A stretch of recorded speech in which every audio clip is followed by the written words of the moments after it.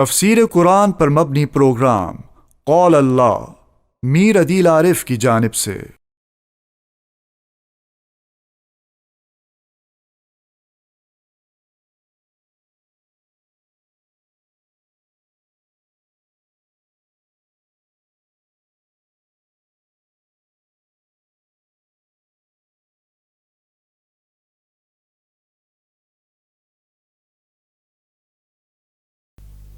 بسم اللہ الرحمن الرحیم۔ پروگرام قال اللہ میں آج ہم انشاءاللہ سورہ رات کا 5واں رکوع ترجمے اور تفسیر کے ساتھ پڑھیں گے علی حسب ترتیب۔ سب سے پہلے 5واں رکوع کا لفظی ترجمہ اور اس کے بعد اس کی مختصر سی تشریح اور تفسیر ہوگی۔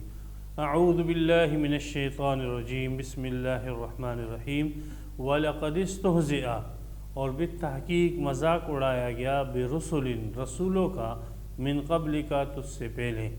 فَأَمْلَيْتُ لِلَّذِينَ كَفَرُوا، پس میں نے مہلت دی ان لوگوں کو جنہوں نے کفر کیا، ثُمَّ أَخَذْتُهُمْ، پھر میں نے انہیں پکڑ لیا، فَكَيْفَ كَانَ عِقَابِ، پس کیسے ہوا میرا عذاب۔ أَفَمَنْ هُوَ قَائِمٌ، کیا وہ ذات جو نگہبان ہے، عَلَى كُلِّ نَفْسٍ، ہر جان کے اوپر، بِمَا كَسَبَتْ، ساتھ اس کے کہ جو اس نفس نے کمایا، جو اس جان نے کمایا۔ وَجَعَلُوا لِلَّهِ شُرَكَاءَ، اور یہ بناتے ہیں اللہ کے ساتھ شریک۔ قل، کہہ دیجئے، سموہم، ان کے نام لو، ام تنبئونہ، یا تم آگاہ کر رہے ہو اللہ کو، بما، ایسی چیز کے ساتھ، لا يعلم فی الارض، جسے خود خدا نہیں جانتا ہے نہ زمین میں، ام بظاہر من القول، یا ایک ظاہری جیسی بات کر رہے ہو، محض ایک ظاہری جیسی بات۔ بل زین للذین کفروا، بلکہ مزین کر دیا گیا ان لوگوں کے لیے جنہوں نے کفر کیا، مکرہم، ان کی تدبیر، وصدوا عن السبیل، اور انہیں روک دیا گیا راستے سے۔ ومن یضلل اللہ، اور جس شخص کو اللہ گمراہ کر دے، فما لہ من ہاد، نہیں ہے اس کے لیے کوئی ہدایت دینے والا۔ لہم عذاب فی الحیات الدنیا، ان کے لیے عذاب ہے دنیا کی زندگی میں، وَلَعَذَابُ الْآخِرَةِ أَشَقُّ، اور آخرت کا عذاب تو انتہائی سخت ہے۔ وَمَا لَهُم مِّنَ اللَّهِ مِن وَاقٍ، اور نہیں ہے ان کے لیے اللہ سے کوئی بچانے والا۔ مَثَلُ الْجَنَّةِ الَّتِي، مثال اس جنت کی، وُعِدَ الْمُتَّقُونَ، جس کا وعدہ پرہیزگاروں کے ساتھ کیا گیا ہے، تجری من تحتها الانہار، بہتی ہے اس کے نیچے سے نہریں، اکلها دائم، اس کا میوہ ہمیشہ رہنے والا ہے، وظلها، اور اس کا سایہ بھی۔ تلک عقبی الذین اتقوا، یہ انجام ہے ان لوگوں کا، اتقوا، جنہوں نے پرہیز کی، وعقبی الکافرین النار، اور انجام کافروں کا آگ ہے۔ والذین آتیناہم الکتاب، اور وہ لوگ جنہیں ہم نے کتاب دی، یفرحون، وہ خوش ہوتے ہیں، بما انزل الیک، ساتھ اس کے کہ جو نازل کیے گیا تیری طرف، ومن الاحزاب، اور جماعتوں میں سے بعض، من ینکر بعضہ، ایسے ہیں جو انکار کرتے ہیں اس قرآن کے بعض کا۔ قل، کہہ دیجئے، انما امرت، بے شک مجھے حکم دیا گیا ہے، ان اعبد اللہ، کہ میں عبادت کروں اللہ کی، ولا اشرک بہ، اور اس کے ساتھ کسی کو بھی شریک نہ کروں، الیہ ادعو، اسی کی طرف میں دعوت دیتا ہوں، والیہ مآب، اور اسی کی طرف مجھے لوٹ کر جانا ہے۔ وکذالک انزلناہ حکما عربیا، اور اسی طرح ہم نے نازل کیا اس قرآن کو حکم بنا کر عربی زبان میں۔ وَلَئِنِ اتَّبَعْتَ أَهْوَاءَهُمْ، اور اگر تو نے پیروی کی ان کے خواہشات کی، بعد ما جاءک من العلم، بعد اس کے کہ آ گیا تیرے پاس علم، ما لک من اللہ من ولی، نہیں ہے تجھے کوئی اللہ سے بچانے والا، نہیں ہے تیرا کوئی اللہ سے دوست، ولا واق، اور نہ کوئی بچانے والا۔ یہاں پر سورہ رات کا 5واں رکوع اور اس کی 37 آیتیں جو ہے وہ مکمل ہو گئی، 37 آیتیں۔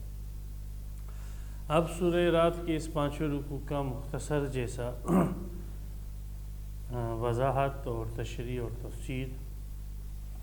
وَلَقَدِ اسْتُهْزِئَ بِرُسُلٍ مِّن قَبْلِكَ، اس آیت میں جناب نبی اکرم صلی اللہ علیہ وسلم کو تسلی بھی ہے اور کفار اور مشرکین مکہ کو خاص کر اس پہ تنبیہ بھی ہے کہ جو رویہ پہلے رسولوں کے ساتھ رکھا گیا ہے، اے اللہ کے رسول محمد صلی اللہ علیہ وسلم، یہ رویہ آپ کے ساتھ بھی مشرکین مکہ رکھ رہے ہیں، تو یہ کوئی نئی بات نہیں ہے، یہ کوئی نئی چیز نہیں ہے۔ آپ سے پہلے رسولوں کا مذاق اڑایا گیا، ان کے انکار کیا گیا اور ان کے ساتھ تمسخر کیا گیا اور ان کو ذہنی اور جسمانی ہر اعتبار سے تکلیف اور اذیت پہنچائی گئی، لیکن ان رسولوں نے اللہ کی دعوت کو نہیں چھوڑا اور وہ آخر تک جمے رہے اور کٹ گئے، شہید ہو گئے، دنیا سے چلے گئے، لیکن جو مشن ان کے حوالے کیا گیا تھا وہ اس مشن کے اوپر مضبوط اور پختگی کے ساتھ گامزن رہے۔ تکلیفیں آنے جانے کی چیز ہیں، اور آپ تو امام الانبیاء ہو، آپ تو خاتم الانبیاء ہو، آپ تو خاتم الرسل ہو، آپ تو تمام انبیاء سے، تمام رسولوں سے، بلکہ تمام مخلوقات سے افضل، اعلیٰ اور برتر ہو۔ تو جب پہلے رسولوں نے جو آپ سے مرتبے میں کم ہیں، انہوں نے کفار کی ان تکالیف کا مقابلہ کرتے ہوئے اللہ کے پیغام کو ڈنکے کی چوٹ پر پہنچایا، تو آپ تو بطریق اولا اس سے 10 قدم آگے بڑھ کر آپ کو صبر اور استقلال سے کام لینا چاہیے، اور ان کی تکالیف، ان کا تمسخر، ان کے استہزاء کی کوئی پرواہ کیے بغیر اللہ کا پیغام لوگوں تک پہنچانا چاہیے، تاکہ جو روحیں، جو افراد، جو لوگ سعید اور نیک بخت ہیں، ان تک آپ کا پیغام پہنچ جائے اور وہ ہمیشہ کی ناکامی سے، ہمیشہ کی نامرادی سے بچ جائے۔ اور باقی رہی کفار، تو ان کو تنبیہ ہے کہ دیکھیں پہلے قوم سمود نے مذاق اڑایا حضرت صالح علیہ السلام کا، قوم عاد نے مذاق اڑایا حضرت ہود علیہ السلام کا، مدین والوں نے حضرت شعیب علیہ السلام کا، قوم نوح نے حضرت نوح علیہ السلام کا۔ کہاں گئی وہ قوم؟ کیسے اللہ تعالیٰ کی گرفت کے اندر وہ مبتلا ہوئی؟ ہاں یہ ہے کہ جب رسولوں نے، انبیاء نے ان کو دعوت دی، تو ایسے نہیں کہ جیسے نبیوں نے دعوت دی اور قوم نے جھٹلایا، تکذیب کی، ویسے ہی اللہ نے ان کو پکڑ لیا، ایسے نہیں۔ اللہ نے انہیں مہلت دی، سوچنے کی مہلت، فکر کرنے کی مہلت، تدبر کی مہلت۔ کسی کو 20 سال دی، کسی کو 50 سال، کسی کو 100 سال، کسی کو 1000 سال دی، مہلت دی اللہ نے۔ لیکن مہلت کا یہ مطلب نہیں کہ ان کی گرفت نہیں ہوگی، ان کی گرفت ہوئی۔ جب وہ مہلت اللہ کی دی ہوئی ختم ہو گئی تو پھر ان کی گرفت ہوئی۔ تو اے مشرکین مکہ، تمہیں بھی مہلت دی گئی ہے، تم پر اللہ کا عذاب اگر نہیں آ رہا ہے تو اس عذاب کے فی الفور نہ آنے سے تمہیں اس بات پہ، اس غلط خیالی میں مبتلا نہ ہونا چاہیے کہ ہم حق پر ہیں اور ہم صحیح ہے اور محمد صلی اللہ علیہ وسلم اور ان کی دعوت غلط ہے۔ اس غلط خیال کے اندر تمہیں مبتلا نہیں ہونا چاہیے، بلکہ اللہ کی گرفت آئے گی۔ مہلت ہے، ڈھیل ہے، تمہیں سمجھنے کا موقع دیا جا رہا ہے، اور یہ ڈھیل اللہ نے دین کو 13 سال نبی اکرم صلی اللہ علیہ وسلم نے مکہ میں دعوت کا کام کیا، نہیں مانا۔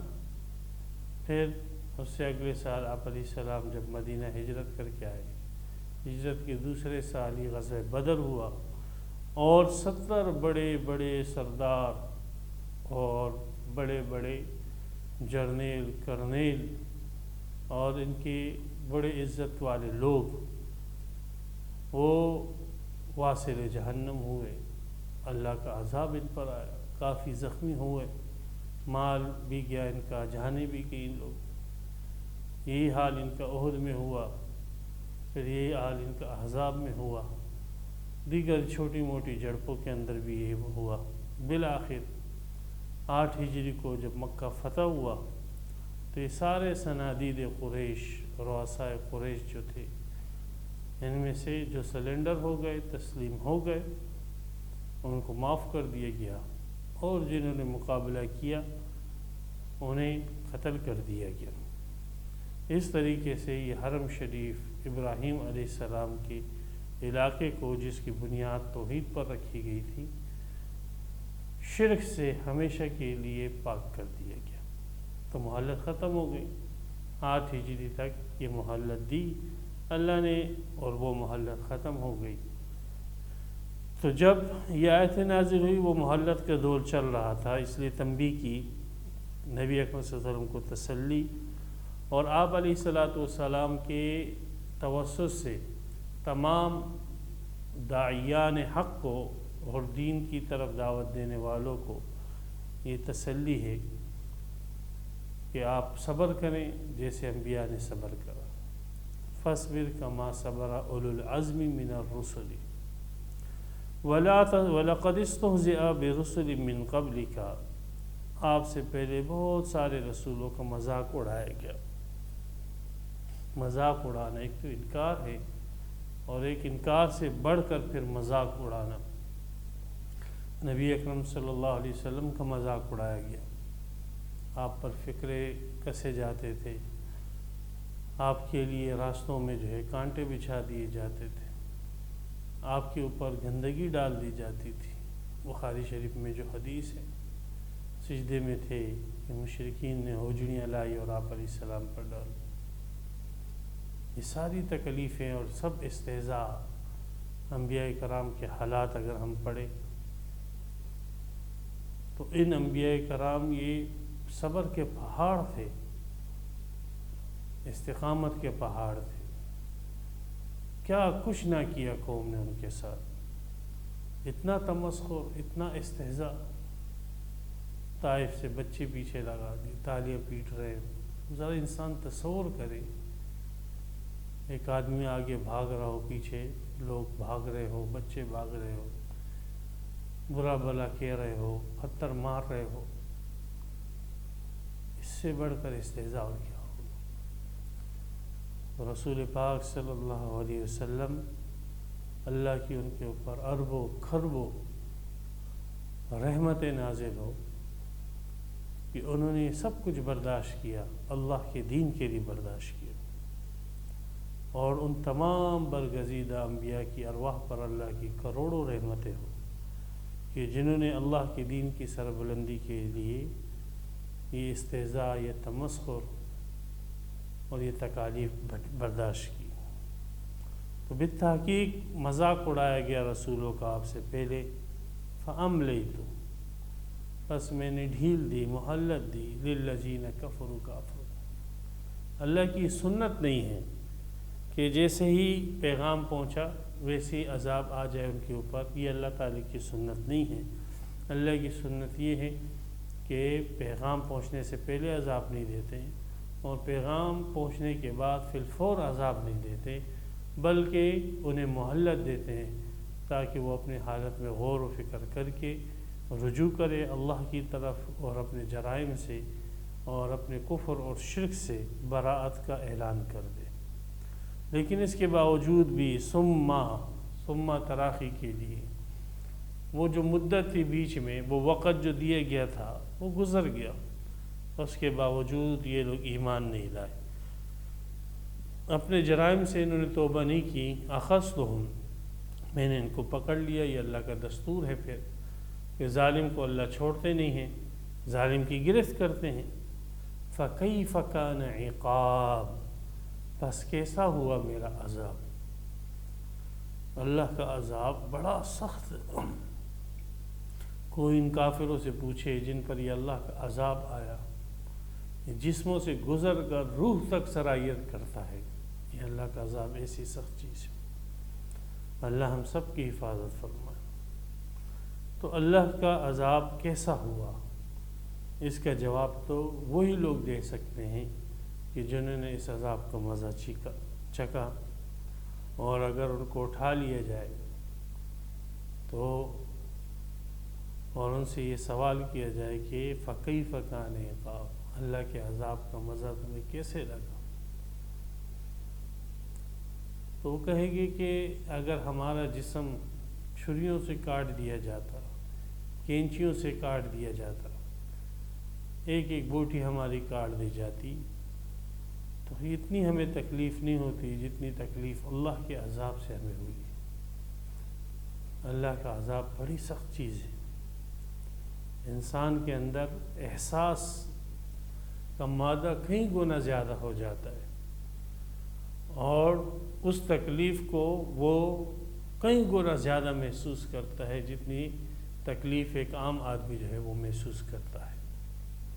تو فکیف کان عقاب، ایک سوال کے طور پر، ایک سوالیہ نشان کے طور پر یہ سوال اللہ نے چھوڑ دیا، اور جواب اس کا قیامت کے دن یہ کافر ہمیں دیں گے۔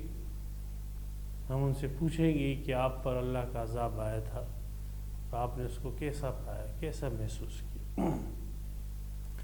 افمن هو قائم على كل نفس بما كسبت۔ پیغمبر کی دعوت کیا ہے؟ توحید کی دعوت ہے۔ کافر اور مشرک بضد ہے شرکیات پر۔ اب جن چیزوں کو تم اللہ کا شریک کر رہے ہو، ذرا ان میں غور و فکر تو کرو کہ وہ اللہ کے ساتھ شریک بننے کی اہلیت بھی رکھتے ہیں کہ نہیں رکھتے ہیں۔ اللہ جس کا علم ایسا ہے، افمن ہوا قائم علی کل نفس، کیا وہ ذات جو کہ نگہبان ہے ہر نفس کے اوپر، ہر انسان پر، ہر مرد پر، ہر عورت پر، ہر بوڑھے جوان پر، ہر ایک کی نگہبانی کر رہے اللہ، بما کسبت، ساتھ اس کے کہ جو وہ نفس کماتا ہے، اس کے اعمال کو بھی اللہ دیکھ رہا ہے۔ جیسے سورہ یونس کے اندر یہ مضمون گزرا کہ جب تم کسی عمل کے اندر شروع کرتے ہو تو شروع سے لے کر آخر تک تم اللہ سے مخفی نہیں ہوتے ہو، تمہارا وہ عمل اللہ کے سامنے ہوتا ہے، تمہارے ارادے اللہ کے سامنے، تمہارے عزائم اللہ کے سامنے، تمہارے افعال اللہ کے سامنے۔ تو اللہ تبارک و تعالی ہر نفس کا نگہبان ہے، ہر نفس کے اعمال کو جاننے والا ہے۔ تو جب اللہ جانتا ہے تو مطلب یہ ہے، یہ کنایہ اس بات سے کہ اللہ تعالیٰ ان کے اعمال کا بدلہ بھی دے گا۔ افمن، یہ سوالیہ جملہ ہے، اس کا تقاضا یہ ہے کہ یہاں پر دوسرا جملہ بھی محذوف ہو، کمپیئرنگ کی جا رہی ہے، یہاں پر موازنہ کرایا جا رہا ہے۔ کیا وہ ذات جو ہر نفس کے اوپر قائم ہے، ہر نفس کے اوپر نگہبان ہے، وہ ذات برابر ہو سکتی ہے اس ذات کی کہ جس کے اندر یہ صفات نہ پائی جائے، کہ وہ کسی نفس کے اوپر قائم نہیں ہے اور لوگوں کے اعمال کا اس کو علم نہیں ہے؟ تو کیا ایسے دو ذاتیں جو ہے برابر ہو سکتی ہے؟ اور کیا ایسے افراد کو کہ جو انسان کے حالات سے ناواقف ہے، انسان کے اعمال سے ناواقف ہے، تو اس کو آپ اللہ کا شریک کیسے بنا سکتے ہو؟ آپ اپنی حاجتیں اس سے مانگتے ہو، اپنی ضرورتیں مانگتے ہو، حضرت علی، حضرت حسین رضی اللہ عنہما کو پکارتے ہو، شیخ عبد القادر جیلانی رحمۃ اللہ علیہ کو پکارتے ہو، تو ضروری یہ ہے کہ وہ آپ کے حالات سے واقف ہو۔ سب سے پہلی چیز یہ ہے کہ وہ آپ کے حالات سے واقف ہو۔ وہ تو آپ کے حالات سے ہی واقف نہیں ہے، وہ تو آپ کی اس پکار سے ہی بے خبر ہے، وہ تو جانتا بھی نہیں ہے کہ کوئی اس کو پکار رہا ہے، اور تم اس کو پکار رہے ہو، اور اس کو نہیں پکارتے ہو کہ جو آپ کی تمام حالات سے باخبر ہے، جو آپ کے نفس کا محافظ، نگہبان ہے، جو آپ کے تمام معاملات کو حل کرنے والا ہے، اس کے پاس طاقت، اس کے پاس قدرت، اس کے پاس علم ہے، اور پکارتے ہو ایسوں کو جو تم سے غافل ہے۔ وَهُمْ عَنْ دُعَائِهِمْ غَافِلُونَ، اللہ نے صراحتاً کہ ان کو خبر بھی نہیں ہے اور یہ اس کو پکارتے ہیں۔ اپنی حاجتیں اس سے مانگتے ہیں۔ تو کیا ایسی ذات جو ہر نفس پر نگہبان ہے، اس کے اعمال کو بھی جانتا ہے، وہ برابر ہو سکتا ہے اس ذات کے کہ جس کو کسی نفس کا کوئی علم نہیں ہے، کسی نفس پر وہ نگہبان نہیں ہے؟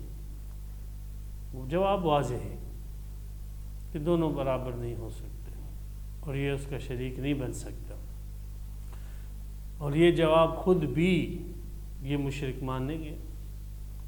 ان سے پوچھا جائے حضرت علی، حضرت حسین، شیخ عبد القادر جیلانی یا دیگر ملائک، انبیاء، اولیاء کے متعلق کہ جن کو تم اللہ کا شریک کر رہے ہو، تو کیا ہر دنیا کے ہر فرد کے حال کو یہ جانتے ہیں؟ ہر انسان کی حالت کو یہ جانتے ہیں؟ تو اگر یہ تعصب سے کام نہ لے تو ان کے دل اور ان کے دماغ بھی یہی جواب دیں گے کہ نہیں، یہ تو اپنی دنیاوی زندگی کے اندر بھی لوگوں کے حالات سے آگاہ نہیں تھے، چاہے جائے کہ وفات کے بعد یہ لوگوں کے حالات سے آگاہ ہو جائے، لیکن اس کے باوجود وَجَعَلُوا لِلَّهِ شُرَكَاءَ، انہوں نے بنا لی اللہ کے ساتھ شریک، عبادت کے اندر شریک بنا لی، ذات میں شریک بنا لی، صفات میں شریک بنا لیے، دعا کے اندر شریک بنا لیے، اپنی حاجت مانگنے کے اندر شریک بنا لیے، فیصلہ کرنے کے اندر حلال اور حرام کے فیصلہ کرنے میں انہوں نے اللہ کے ساتھ شریک بنا لیے۔ شرک کی اقسام ہے، کسی نے اللہ کی ذات میں شرک کیا، کسی نے اللہ کی صفات میں شرک کیا، کسی نے اللہ کے حقوق میں عبادت کے اندر شرک کیا، کسی نے اللہ سبحانہ و تعالیٰ کی فیصلہ کرنے کی جو اتھارٹی اور طاقت ہے اور اختیار ہے اس کے اندر، کسی نے ندا اور پکار کے اندر شریک کیا۔ شرک کی اقسام ہے، تو ان انسانوں نے اللہ کے ساتھ شریک کر لی۔ قل سمو، ان سے کہو ان کے نام لو، جن کو تم اللہ کا شریک بتا رہے ہو ان کے نام لو، سموہم، ان کے نام لو، اور علل اعلان کہو، دعا مانگو۔ اور صرف عقیدے تک محدود رکھا ہے آپ نے اس کو کہ شیخ عبد القادر جیلانی رحمۃ اللہ علیہ بھی حاجتیں پوری کرتے ہیں؟ نام لو اپنے عوام کے سامنے، فرض نماز کے بعد دعا آپ کرتے ہو، اللہ سے نہ کرو، شیخ صاحب سے کرو، حضرت علی رضی اللہ تعالیٰ عنہ سے کرو، حضرت حسین سے اپنی حاجتیں مانگو رضی اللہ عنہ۔ سموہم، ان کے نام لو،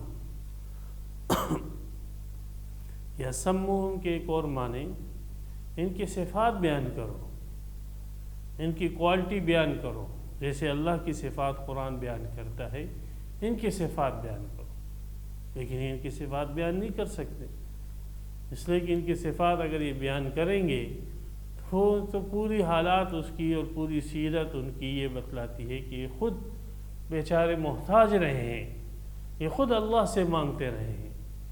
رسول پاک صلی اللہ علیہ وسلم کی پوری سیرت طیبہ جو تکلیف پریشانی استہزاء گزری ہے رسول پاک صلی اللہ علیہ وسلم کے ساتھ، آپ خود اللہ سے مانگتے رہے ہیں۔ آپ علیہ الصلوۃ والسلام نے کبھی بھی آدم علیہ السلام، نوح علیہ السلام، ابراہیم، موسیٰ، عیسیٰ علیہ الصلوۃ والسلام، کسی نبی سے کچھ بھی نہیں مانگا، اور نہ امت کو یہ تعلیم دی کہ انبیاء سے مانگو، نہ یہ تعلیم دی کہ مجھ سے مانگو، بلکہ ہمیشہ سب کو یہ تعلیم دی، اذا استعنت فاستعن باللہ،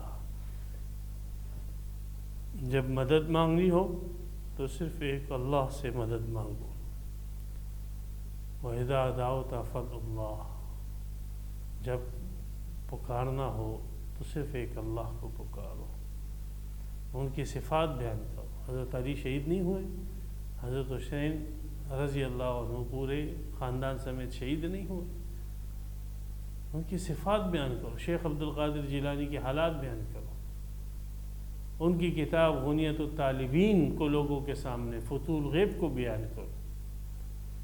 یہ جو عقائد تم ان کی طرف منسوب کر رہے ہو ان سے تو بری ہیں۔ اگر وہ مشکل کشائی حاجت روائی کرتے ظالموں تو اپنے اہل بیت کی کرتے، اپنے نفس کی کرتے، اپنی زندگی میں کرتے، لیکن نہیں۔ قل سموہم، کہو ان کے نام لو یا ان کے صفات بیان کرو۔ نام لوگے یا ان کے صفات بیان کرو گے تو حقیقت کھل جائے گی۔ ام تنبئونہ بما لا یعلم فی الارض، یا تم اللہ کو آگاہ کرنا چاہتے ہو ایسی چیز کے ساتھ جس کو اللہ نہیں جانتا ہے زمین میں۔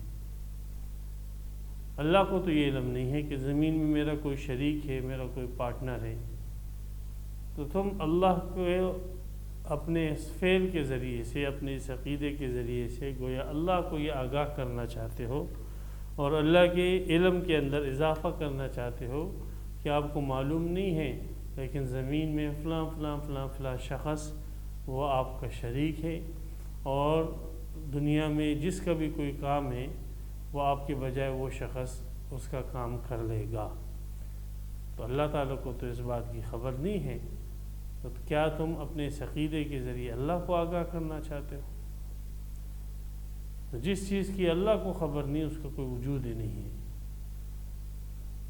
تو یہ پارٹنر، یہ شریک، ان کا کوئی وجود زمین پہ نہیں ہے۔ اس لیے کیا ہے، جس چیز کا وجود ہے زمین پر وہ اللہ کے علم سے باہر نہیں ہے۔ تو یہاں پر نفی فرما دی، شرکاؤں کے زمین پہ ہونے کی نفی فرما دی، اس کے علم کی نفی کر کے کہ ہمیں علم نہیں ہے۔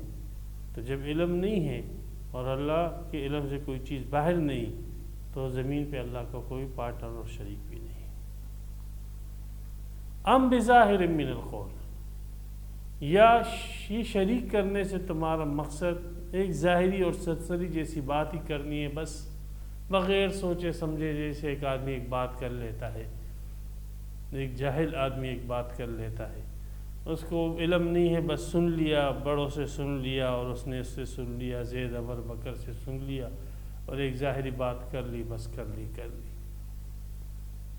اس کو معلوم ہی نہیں ہے کہ اس کی بات کسی دلیل کی بنیاد پر ہے، اس کی بات کے کیا نتائج ہیں، اس کی بات کے کیا ثمرات ہیں، اس کی بات کے کیا مفاسد اور نقصانات ہیں، اس کو اس کا علم ہی نہیں ہو، بس ایسی سرسری اور ظاہری ایک بات کر لی۔ تو کیا ایسے ہی سرسری باتیں کر رہے ہو، ایک ظاہری بات کر رہے ہو، بس بات کر دی ہم نے ایسی؟ تو یہ جو اللہ تعالیٰ کے انہوں نے شریک بنائے ہیں، یہ ان کے نام آپ کے سامنے نہیں لے گے، نہ اس کی صفات لے گے، اور یہ گویا اپنے اس عقیدے کے ذریعے اللہ تعالیٰ کے علم کے اندر اضافہ کر کے یہ بتلانا چاہتے ہیں الیاذ باللہ کہ اللہ کے علم میں کمی ہے، اور یا ایسے ہی فضول بس ایک بات کر دی بلا دلیل کے، سنی سنائی بات۔ بل زین للذین کفروا، بلکہ حقیقت یہ ہے کہ یہ جتنے شرک ہیں یہ سارے کے سارے شرک مزین کیے گئے ہیں کافروں کے لیے۔ مکرہم، ان کی تدابیریں، کافروں کے لیے ان کی تدابیر، لوگوں کو کفر اور شرک کے طرف لانا، یہ ان کے لیے خوبصورت کر دیے گئے۔ آپ دیکھو کہ شرک کے جو اڈے ہیں، مزارات ہیں، کیسے اس کو جو ہے لوگوں کے لیے اٹریکٹیو بنانے کی کوشش کی جاتی ہے، اور ہر ایسی چیز وہاں پر کرنے کی کوشش کی جاتی ہے کہ جو لوگوں کو اس کی طرف کھینچ کے لائے۔ نشہ وہاں ملتا ہے، بدکاریاں زنا وہاں پہ ہوتے ہیں، چرس موالی وہاں پہ ملتے ہیں، کھانا پینا فری وہاں پہ ہوتا ہے، ناچ گانا وہاں پہ ہوتا ہے۔ غرض کوئی بھی ایسی چیز جو انسان کو متاثر کرے وہ آپ کو جو ہے ان شرک کے اڈوں پر مل جائے گی آسانی سے۔ تو کافروں کے لیے ان کی ان تدابیر کو اور ان کے مکر کو مزین کر دیا گیا، خوبصورت کر دیا گیا۔ جیسے ایک غلاظت کو، گندگی کو آپ ایک گفٹ پیپر کے اندر پیک کر لیتے ہو، تو وہ جو ظاہر پرست آدمی ہوگا وہ اس کے ظاہری خوبصورتی کو دیکھے گا اور اس پر فریفتہ ہو جائے گا، لیکن جو حقیقت حال کو جاننے والا ہوگا وہ کبھی بھی اس کی ظاہری خوبصورتی کو نہیں دیکھے گا، اس کو معلوم ہوگا کہ اس کے اندر غلاظت اور گندگی پڑی ہوئی ہے۔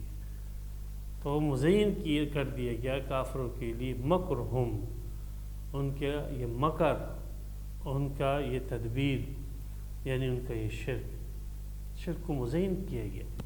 شیطان اور اس کے چیلوں نے ان کے لیے خوبصورت بنا دیا۔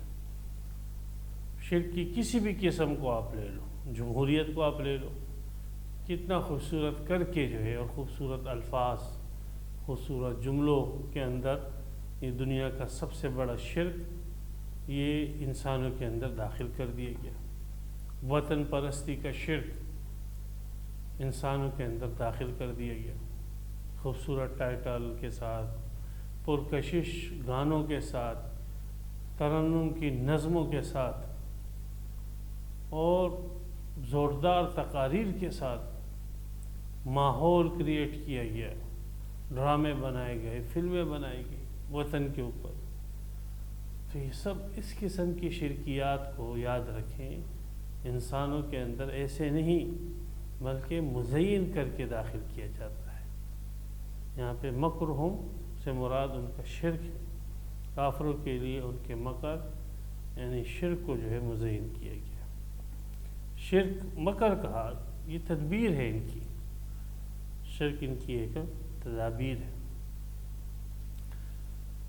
اس لیے کہ شرک یہ شیطان کے سب سے بڑا جو ہے تدبیر ہے، اور اس کے ذریعے انسان کو روک دیتا ہے کس چیز سے؟ وَصُدُّوا عَنِ السَّبِيلِ، اور یہ روک دیے گئے ہیں سیدھے راستے سے، جو اللہ کا راستہ تھا، رسول کا راستہ تھا، کامیابی کا راستہ تھا، ان کو اس راستے سے روک دیا گیا۔ وَمَن يُضْلِلِ اللَّهُ فَمَا لَهُ مِنْ هَادٍ، اور جس کو اللہ گمراہ کرے اس کو کوئی ہدایت نہیں دیتا۔ اللہ کس کو گمراہ کرتا ہے؟ جو گمراہی کے اسباب اختیار کرے۔ اب ایک شخص نے گمراہی کے اسباب اختیار کر لیے ہیں تو اللہ تو کریٹر ہے، خالق ہے، اللہ اس کو گمراہی پیدا کرے گا اور اس کو گمراہ کرے گا۔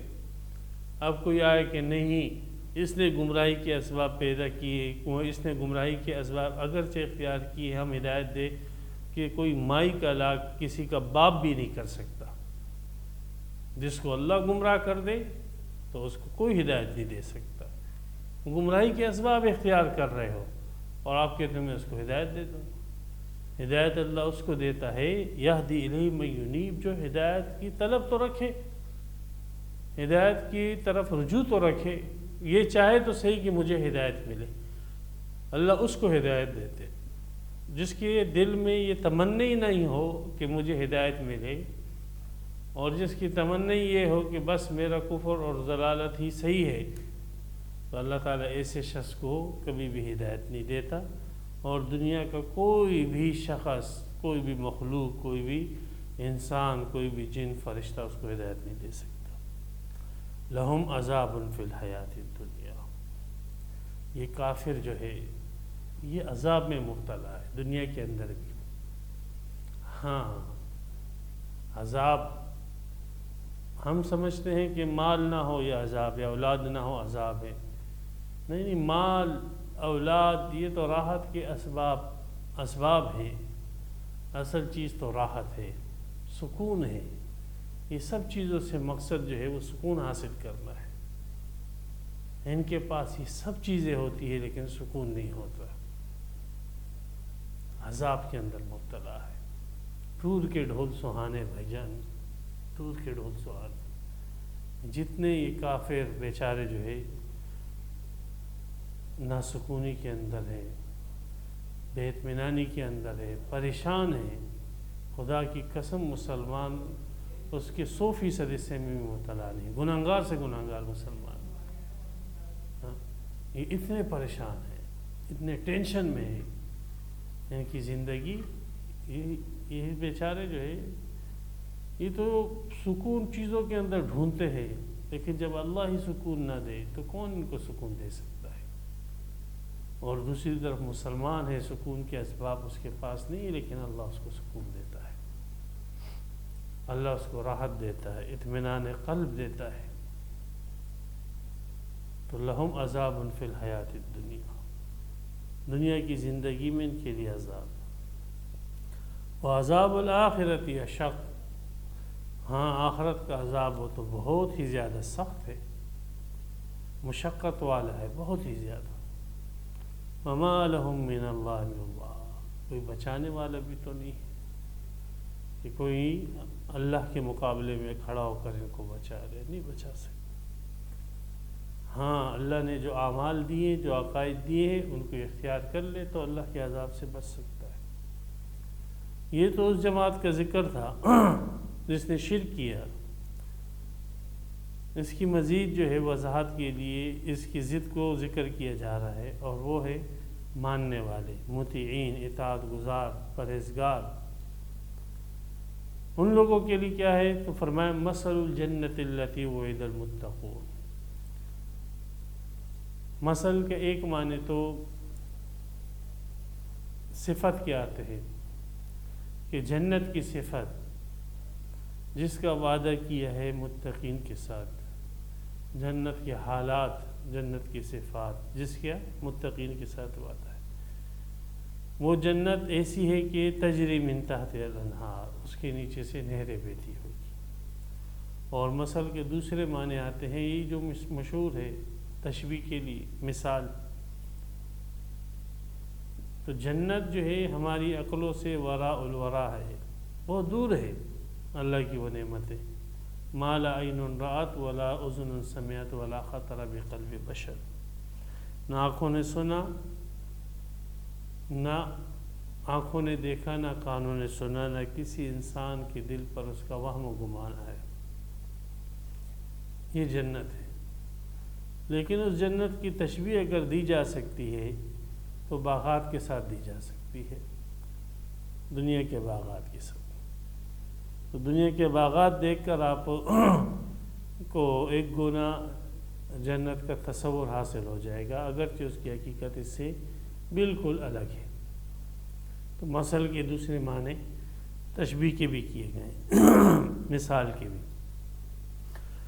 تو صفت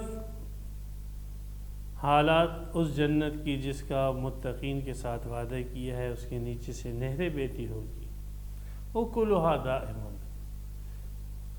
اس کا میوہ اور اس کا پھل جو ہے وہ دائمی ہے، ہمیشہ ہمیشہ کی، اربوں خربوں سال، بس وہاں پہ کوئی اینڈنگ نہیں ہے، کوئی اختتام نہیں ہے، ہمیشہ ہمیشہ کی زندگی ہے۔ اکلھا دائم، کبھی فنائیت نہیں ہے، وظلھا، اور اس کا سایہ بھی ایسے ہی ہے۔ اس میں رد ہے جہمی فرقے کا، جو یہ کہتا تھا کہ جنت ایک وقت ایسے آ جائے گا کہ فنا ہو جائے گی۔ فرمایا نہیں، اکلھا دائم، اس کا پھل ہمیشہ ہے، تو وہ جنت کیسے ہمیشہ نہیں ہوگی۔ پھل کی ہمیشہ گیری نوع کے اعتبار سے ہے، افراد کے اعتبار سے نہیں۔ افراد تو ختم ہو جائے گی، نوع ختم نہیں ہوگی۔ اس کی صورت یوں ہے جیسے حدیث میں ہے، حضرت ثوبان رضی اللہ تعالیٰ کی روایت ہے طبرانی شریف میں، ابن کثیر نے نقل کی ہے کہ نبی اکرم صلی اللہ علیہ وسلم فرمایا جنتی ایک میوہ، ایک پھل کھا لے گا، توڑے گا، وہ کھائے گا، اسی جگہ پر دوسرا پھل پھر فور جو ہے نکل آئے گا۔ تو وہ فرض تو ختم ہو گیا، اس نے کھا لیا، لیکن وہ نوع ختم نہیں ہوئی، اس کی جگہ دوسرے پھل نہیں لی۔ اسی طرح ابن مسعود رضی اللہ تعالیٰ کی روایت ہے کہ جنتی جو ہے وہ ایک پرندے کو دیکھے گا اور اس کے کھانے کی تمنا کرے گا، وہ تیار ہو کر جیسے اس نے چاہا ہوگا ویسے تیار ہو کر وہ پرندہ کھانے کی صورت میں اس کے سامنے ہو، یہ اس پرندے کی گوشت کو کھائے گا اور ہڈیاں پھینک دے گا، وہ ہڈیاں دوبارہ جو ہے پرندہ بن کر اڑے گی۔ تو اس کا ہمیشہ ہمیشہ رہنا افراد کے اعتبار سے نہیں کہ کوئی اشکال کرے پھر جنتی کیسے وہ کھائے گی پیے گی۔ تو افراد تو فنا ہوگی، لیکن وہ نوع اس کی ہمیشہ باقی رہے گی۔ سائے کے متعلق حدیث ہے، نبی اکرم صلی اللہ علیہ وسلم فرمایا کہ جنت کے ایک درخت کا سایہ اتنا طویل ہے، اتنا طویل ہے کہ اگر ایک تیز رفتار گھوڑا جو ہے وہ دوڑتا رہے تو اس کو 500 سال لگ جائے دوڑ میں، بعد میں آتے 200 سال لگ جائے، تو بھی وہ اس کا سایہ ختم نہ ہو، اس درخت کا سایہ۔ یہ تو درخت کے سائے کی بات ہے۔ اور جنت جو ہے پوری کی پوری ایک چھاؤں کی جگہ ہوگی، جیسے صبح کا سما ہوتا ہے اس قسم کا وہاں پر موسم ہوگا ہر وقت۔ ایک دیہاتی نے پیغمبر علیہ السلام سے پوچھا کیا جنت میں انگور ہوگی؟ آپ نے فرمایا جی ہاں وہاں انگور بھی ہوگی۔ اس نے پوچھا کہ اس کا گچھا کتنا بڑا ہوگا؟ تو آپ علیہ السلام فرمایا گچھا اس کا اتنا بڑا کہ اگر ایک کوا، تیز رفتار کوا، وہ اڑے اپنی پوری تیزی سے 1 مہینے تک مسلسل، تو بھی جو ہے وہ اس گچھے کی مقدار ختم نہ ہو، اتنا بڑا اور طویل گچھا ہوگا۔ اب خود اندازہ لگائیں جنت کی نعمتیں کیسے ہمارے خیال میں اور تصور میں آ سکتی۔ آپ علیہ السلام نماز پڑھا رہے تھے، نماز کے دوران آپ آگے ہوئے پھر پیچھے ہوئے۔ صحابہ نے پوچھا یا رسول اللہ آپ نماز میں آپ آگے ہو گئے تھے پھر پیچھے ہو گئے تھے؟ آپ علیہ السلام فرمایا جی ہاں میرے سامنے جنت ظاہر کی گئی، میں نے دیکھا انگور کا ایک خوشہ تھا تو میں نے چاہا کہ اس کو ہاتھ بڑھا کر توڑ دوں، تو مجھ سے وہ روک دیا گیا، اور اگر اس کو میں توڑ کر دنیا میں لے آتا تو وہ قیامت تک وہ ختم نہیں ہوتا۔ تو یہ دائمی ہے، جنت دائمی چیز ہے۔ اکلھا دائم، اس کا میوہ دائمی ہے، وظلھا، اور اس کا سایہ بھی دائمی ہے۔ تلک عقبی الذین اتقوا، یہ انجام ہے پرہیزگار لوگوں کا۔ وعقبی الکافرین النار، اس کی ضد کافروں کا جہنم اور آگ جو ہے وہ انجام۔ والذین آتیناہم الکتاب، نبی اکرم صلی اللہ علیہ وسلم کو مزید تسلی ہے کہ اگر یہ مشرکین مکہ آپ کی دعوت کو اور قرآن کو نہیں مانتے، نہ مانیں، لیکن جو اہل علم ہیں اہل کتاب میں سے اور حق کے طالب ہیں وہ آپ کے ساتھ کھڑے ہوں گے اور آپ کا ساتھ دیں گے۔ اور ایسا ہوا، اہل کتاب میں سے جو منصف مزاج لوگ تھے، جیسے یہودیوں میں سے عبداللہ ابن سلام رضی اللہ تعالیٰ عنہ، عیسائیوں میں سے نجاشی اور اس کے جو فرستادے تھے یہ، اور اس طریقے سے دیگر بہت سارے اہل کتاب، حضرت سلمان فارسی رضی اللہ تعالیٰ عنہ جو کئی اہل کتابوں سے ہو کر آئے تھے، اس طریقے سے اور بھی صحابہ کرام، حضرت ابی بن کعب رضی اللہ تعالیٰ عنہ اور متعدد صحابہ کرام، یہ اہل کتاب تھے اور مسلمان ہوئے، اور ایسے مسلمان ہوئے جیسے 7ویں سپارے کے شروع میں وَإِذَا سَمِعُوا مَا أُنزِلَ إِلَى الرَّسُولِ تَرَىٰ أَعْيُنَهُمْ تَفِيضُ مِنَ الدَّمْعِ مِمَّا عَرَفُوا مِنَ الْحَقِّ، جب یہ قرآن سنتے تو ان کی آنکھوں سے آنسو بہہ پڑتے، وجہ اس کی کہ حق کو انہوں نے پہچان لیا۔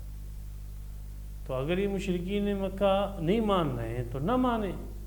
والذین آتیناہم الکتاب، وہ لوگ جو اہل علم ہیں، اہل کتاب ہیں، یفرحون بما انزل الیک، وہ خوش ہوتے ہیں اس کے ساتھ جو آپ کی طرف نازل کیا گیا، اس لیے کہ بنیادی مضامین تو سب کے ایک ہیں۔ ہاں ومن الاحزاب من ینکر بعضہ، بعض جماعتوں میں سے ایسے بھی ہیں جو اس کے بعض حصے کا انکار کرتے ہیں، اور وہ بعض حصہ جس کا وہ انکار کرتے ہیں وہ عموماً وہ حصہ ہوتا ہے کہ جس میں ان کے مفادات کا ٹکراؤ آ جاتا ہے،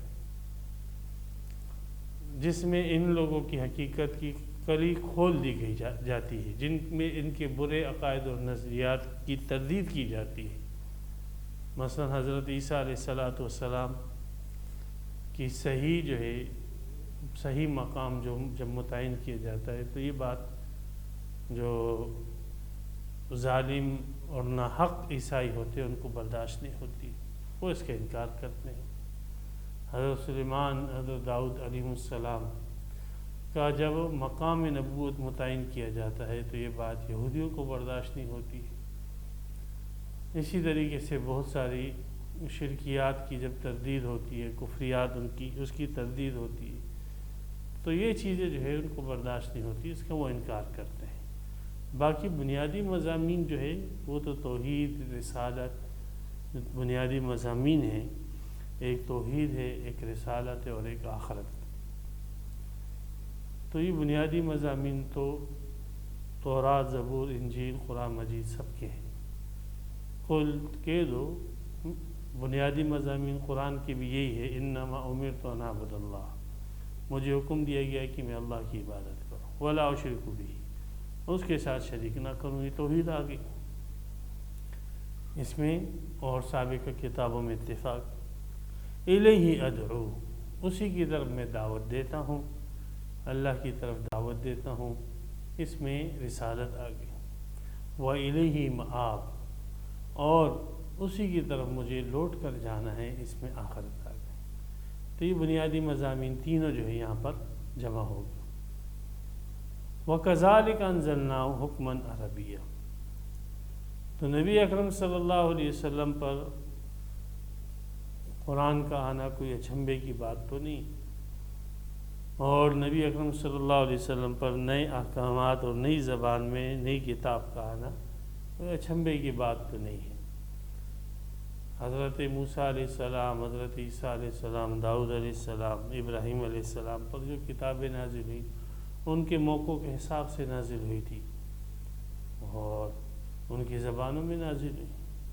تو اسی طرح وَكَذَلِكَ، جیسے سابقہ انبیاء پر کتابیں نازل ہوئی، اسی طرح انزلناہ، ہم نے اس قرآن کو نازل کیا حکماً، جیسے سابقہ کتابیں کوئی درخواست نہیں ہوتی تھی اللہ کی، ایک آرڈر ہوتا تھا، ایک فرمان ہوتا تھا، ایک حکم نامہ ہوتا تھا، اسی طرح قرآن مجید بھی ایک حکم نامہ ہے، کوئی درخواست نہیں ہے کہ آپ اگر یہ کر لو تو بہت اچھی بات ہے، آپ ہمارے بھائی ہو، اگر نہیں، آپ نے کرنا ہے، یہ آپ کی ڈیوٹی ہے، آپ کے فرائض میں سے آپ نے یہ کام کرنا ہے۔ حکماً، آرڈر، فرمان ہے۔ قرآن کو درخواست کے طور پر تھوڑی بھیجا گیا ہے، آرڈر کے طور پہ، فرمان جاری کرنا ہے، اس پر عمل کرنا ہے آپ نے۔ عربی، عربی زبان میں، عربی نبی پر اترے گا تو عربی زبان، عربی قوم میں اترے گا تو عربی زبان۔ تو یہ تو توحید، رسالت، آخرت اور اس بات کتاب جو بنیادی مضامین سابق وہ تو اس میں بھی ہیں، اور باقی فروعی احکامات تو تبدیل ہوتے رہتے ہیں، جیسے زبان تبدیل ہوئی ہے ایسے فروعی احکامات تبدیل ہوتے ہیں۔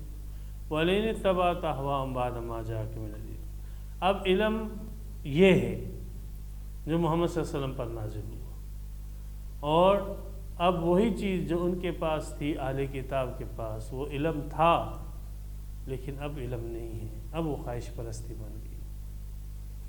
اب اگر ان کے طور طریقوں کو اور ان کے احکامات کو فالو کیا گیا اور محمد صلی اللہ علیہ وسلم کے بتائے ہوئے احکامات کو چھوڑ دیا گیا، وہ خواہش پرستی ہوگی، ان سے اللہ کا حکم نکل گیا ہے۔ اب حکم یہ ہے، اب وہ ختم، اب وہ خواہش پرستی۔ اب کوئی بیت المقدس کی طرف منہ کر کے نماز پڑھتا ہے تو وہ ہدایت یافتہ ہونے کے بجائے گمراہ اور ضال ہے۔ اب اگر کوئی شخص اونٹ کے گوشت کے نہ کھانے کو اچھا اور ثواب کا کام سمجھتا ہے، وہ گمراہ اور ضال ہے۔ اب اگر کوئی شخص حضرت موسیٰ علیہ السلام کی شرعی احکامات پر عمل کرتا ہے جو ہماری شریعت کے ہٹ کر ہے، تو وہ شخص گمراہ اور ضال ہے۔ آپ علیہ السلام نے فرمایا لَوْ كَانَ مُوسَىٰ حَيًّا لِمَا وَسَعُهُ إِلَّا اتِّبَاعِي، اگر موسیٰ علیہ السلام بھی حیات ہوتے تو ان کے لیے بھی میری پیروی کے بغیر اور کوئی راستہ نہ ہوتا، وہ بھی میری پیروی کرتے۔ اور ایک اور حدیث میں آپ علیہ السلام نے فرمایا اگر موسیٰ علیہ السلام زندہ ہوتے اور تم اس کی اتباع کرتے میرے بجائے تو گمراہ ہو جاتے۔ پیغمبر کی اتباع کرنا